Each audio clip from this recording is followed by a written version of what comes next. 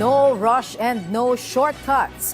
Yan ang pagtitiyak ni Senate President Tito Soto sa pagpasa ng proposed 2026 national budget.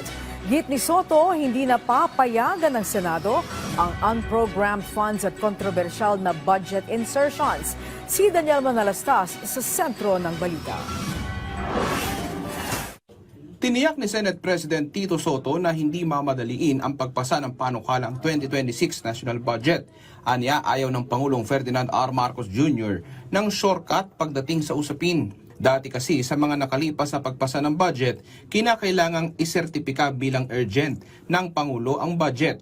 Nang sa gayon ay maipasa ito ng Senado at Kamara sa second at third reading sa loob lang ng isang araw. Pero sa ilalim ng pamumuno ni Soto, mukhang hindi ito uubra. Makakabuti. Sapagkat lagi na lang eh. Nagmamadali ang Congress nung araw pa hanggang ngayon.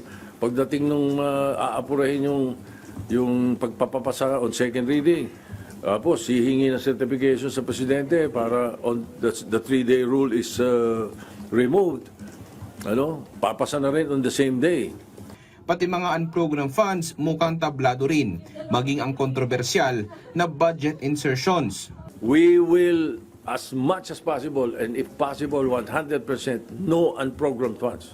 Pag hindi in-approve on second reading, at somewhere along the way, pinasok ang amendment or in the BICAM, pinasok, insertion yun. Yun ang insertion. Yun ang hindi natin dapat tinotolerate. Kahit anong ganda ng insertion. Sabi mo, pagpapagawa ng ospital sa kung saan lugar.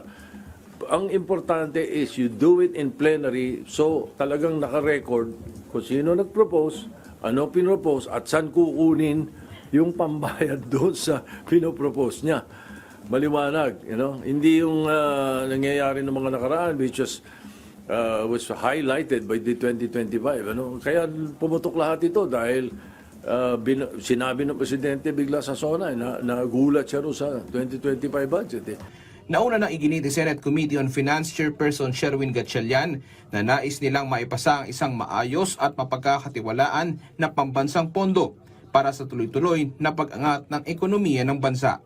Daniel Manalastas para sa Pambansang TV sa Bagong Pilipinas.